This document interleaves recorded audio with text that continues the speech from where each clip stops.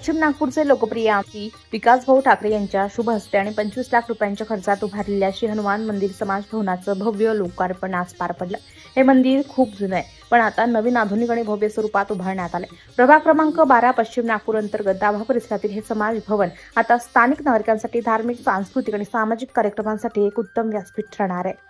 आमदार विकास ठाकरे हे नेहमीच पश्चिम नागपूरच्या जनतेच्या सेवेत 24 तास सज्ज असतात। फक्त विकास कामे नव्हे तर धार्मिक आणि सांस्कृतिक बाबींकडेही ते विशेष लक्ष देतात।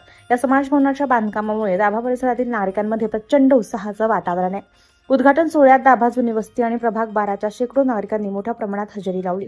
सगळीकडे जय श्रीराम, जय हनुमान अशा घोषणा घुमत होत्या। स्थानिक भाविकांनी सांगितले की हे भवन आता आमच्या परिसरातील धार्मिक एकतेचं प्रतीक बनेल।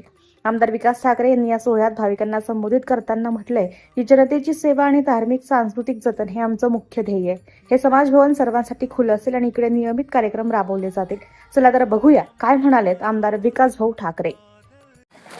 मंचावर उपस्थित सर्व सन्मान्य अतिथी, समोर उपस्थित दाभा भागातील बंधू भगिनी, मित्रांनो आज या ठिकाणी आपण 25 लाख रुपये खर्चून समाज भवन मंदिर बनवलं आहे, त्याचा लोकार्पणाचा कार्यक्रम आहे। दाभा परिसरातील लोकांची मागणी होती की हे मंदिर बनावं, कारण की फार जीर्ण असं मंदिर होतं, त्याचा जीर्णोद्धार व्हावा आणि त्यासाठी 25 लाखाचा निधी आपण मंजूर केला आणि ही चांगली प्रशस्त वास्तू इथे तयार झाली आहे। आणि दाभा भागातील जे भाविक आहे त्या मंदिराशी जुळून आहे। हनुमान जयंती असो किंवा अन्य कुठलाही कार्यक्रम असो, मी पाहतो सर्व गाव एकत्र येऊन तिथे कार्यक्रम करतात। म्हणून या ठिकाणी आपण ही वास्तू तयार करून दिली आणि आज त्याचं लोकार्पण झालेलं आहे आणि आता ही वास्तू जनतेसाठी खुली झाली आहे।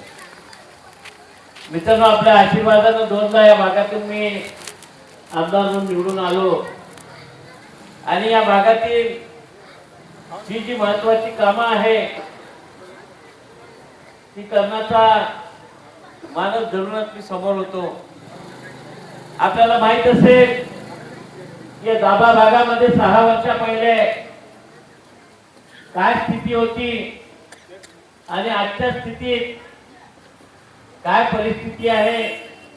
दाभ्याच्या अनेक भागांमध्ये रस्त्याचे डांबरीकरण असेल, सिमेंटचे असतील, रस्ते असतील, अनेक लेआउट मध्ये जिथे आरएन नाही मिळाले, जे सँक्शन झालेले लेआउट नाही आहे, अशा लेआउट मध्ये लोकांच्या सोयी व्हाव्या यासाठी जी कामं होती ती संपूर्ण कामं आम्ही केलेली आहे।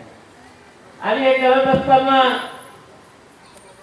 ज्या भागामध्ये खरंच गरज आहे त्या भागाला प्राथमिकता देऊन तिथल्या समस्या सोडवण्याचं काम आम्ही लोकांनी केलं आणि आपल्या भागातील लोकांची मागणी जी होती या मंदिराची ती सुद्धा पूर्ण झालेली आहे। उर्वरित काही काम असेल त्याच्यासाठी सुद्धा निधी देण्याचा माझा पूर्ण प्रयत्न राहील आणि पूर्णतः लोकांसाठी चांगली वास्तू तयार होईल। आणि यापुढेही जाऊन जर आपल्या भागामध्ये एखादी मोठी जागा असेल तर या भागातील लोकांच्या वापरीसाठी जर आपण एखादा हॉल बनवू शकलो तर लोकांचे जे घरगुती कार्यक्रम होतात त्या कामासाठी तो येईल आणि त्याचा सुद्धा प्रयत्न जागेत आमचा चालू आहे। आणि येणाऱ्या दिवसांमध्ये दाभा परिसरातील लोकांना ज्या गोष्टींची आवश्यकता आहे, खेळाची मैदान, बगीचा, रस्ते, गडरवाई, हे सर्व काम करण्याचा मानस माझा आहे। नुकत्याच निवडणुका झाल्या, या निवडणुकांमध्ये पश्चिम नागपुरातून 12 नगरसेवक निवडून आले, परंतु आपल्या प्रभागातून नाही आले। 12 नगरसेवक एक साथ निवडून आले। त्याच्यात एक अभिजित जा बाजूच्या म्हणजे मला वाटतं हा या भागातलाच रहिवासी आहे. हा 12च्या प्रभागात राहणारा, याला 14 मध्ये नेऊन निवडून आणलं तिकडे. मग तुमच्या 12लाही नगरसेवक मिळाला आहे. आणि एक नगरसेवक मी तुमचा परमनंट आहे. मी बोलून गेलो होतो, कोणी असो नसो मी तुमचा नगरसेवक आहे.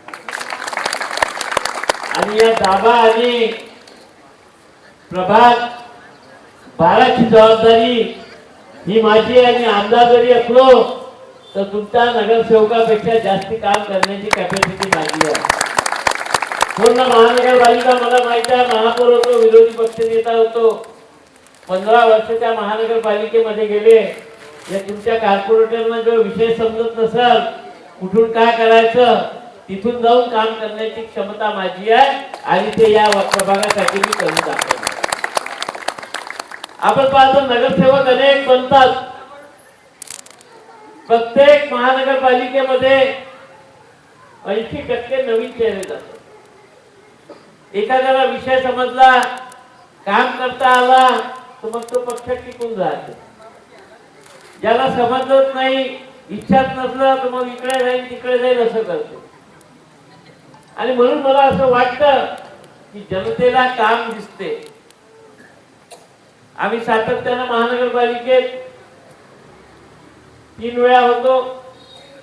जे मोठी पद होती, महापौर निवडून गेल्याबरोबर पक्षाने महापौर बनवून टाकलं होतं, विरोधी पक्षाचा नेता बनवल्यानंतर. आणि महानगरपालिका कशी चालवायची, महानगरपालिकेतून आपल्या भागातील लोकांना कशा सोयी उपलब्ध करून द्यायच्या, हे काम त्या काळात आम्ही केलं. आणि आताही महानगरपालिकेत जे काम नगरसेवकांनी नाही होत असेल, ते आमच्या एका फोननी होत राहते, हे तुम्हाला सांगतो. आणि म्हणून मी हा नगरसेवक तुमचा, म्हणजे आता हे नगरसेवक नव्हते 4 वर्ष प्रशासकाच्या काळात, तेव्हा सगळ्या पश्चिम नागपूरचा नगरसेवक मी होतो. पण आता 12 लोक आलेली मला थोडीशी उसंत मिळाली. आणि आता हा प्रभाग मी माझ्या हातात घेतला आहे. या प्रभागाचा नगरसेवक म्हणून मी आहे. आणि आमदार आहे, सोबत 12 मधला रहिवासी हा एक नगरसेवक आहे. आणि याच्याही पेक्षा आमचे जे लढलेले उमेदवार आहेत, ज्यांना आपण भरभरून मतं दिली, आमचे जे पक्षाचे कार्यकर्ते इथे बसलेले, हे नगरसेवकापेक्षा भारी लोक आहेत. एक वेळेस नगरसेवक जाईल तर काम नाही होणार, पण आमचा माणूस जाऊन उभा राहिला तर काम होईल. आणि हे जे आमचे उमेदवार आहे ना, देशदत्ता ताई आहे, युगल आहे, वाडवे आहे आणि अंजली, यांना सांगितलं आहे की तुम्ही हारले, पण तुम्हाला जनतेने मतं दिली आहे. त्या मतांना बैमान व्हायचं नाही. आपण पाहतो 5 वर्ष येथे की नाही बरोबर कामासाठी म्हणता येईल. नगरसेवकाच्या बरोबरीत यांनी काम केलं पाहिजे, कारण की यांच्यासोबत मी आहे आमदार इथला, त्यांचा जो आमदार नाही आहे. आणि म्हणून मला वाटतं की आमची ही सगळी चमू दाभा आणि या प्रभागातील जनतेसाठी चांगलं काम करण्याचा आमचा मानस आहे. आम्ही आता निवडणुका संपल्या, दाभातल्या भागातील जे काही कामं असतील त्या कामांचे एस्टिमेट म्हणून आमदार फंडातून निधी दिलेला आहे. आणि त्या निधीतनं जे जे उर्वरित कामं आहे ते करण्याचा आमचा मानस आहे. दाभा जुना वस्तीतील जी कामं असतील ती सुद्धा आम्हाला करायची. ही बाजूला वास्तू आहे, काही पोरं म्हणाले लायब्ररी पाहिजे इथे, जर लायब्ररीची गरज असेल तर आपण ते लायब्ररी सुद्धा उघडून देऊ शकतो. आणि आपण ज्या गोष्टी सांगाल त्या करण्यासाठी आम्ही तुमच्या सोबत आहे, असं या लोकार्पणाच्या निमित्ताने मी तुम्हाला सांगू इच्छितो. निवडणुका येतात जातात, पण ज्याला कामाचा बाळ कडून घेऊन जो निघालेला व्यक्ती आहे तो काम केल्याशिवाय राहू शकत नाही. आणि म्हणून मी पाहिलं की आमच्या या भागातले कार्यकर्ते निवडणूक संपली त्याच्या दुसऱ्या दिवशीपासून पुन्हा कामाला लागले. म्हणजे जे उमेदवार होते 4 तिथं लागले, पण त्या उमेदवारांसाठी धावणारी ही फौज आहे आमची, ती जास्त ताकदीने लागली आहे. म्हणून तुम्ही निश्चित राहा.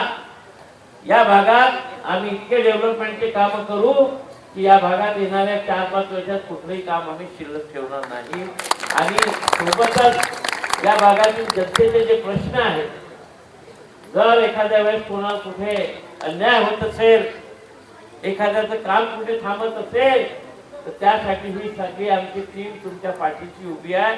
मी आमदार म्हणून तुमच्या पाठीशी अर्ध्या रात्री उभा आहे हे सांगण्यासाठी आज आम्ही आलो. या लोकार्पण सोहळ्यानिमित्त मी सर्वांना शुभेच्छा देतो आणि येणाऱ्या दिवसांमध्ये उर्वरित जी कामं आहे तुमच्या भागातली ती कामं आम्ही प्राथमिकतेनं करू एवढं बोलतो आणि माझे 2 शब्द संपवितो. जय हिंद, जय भारत.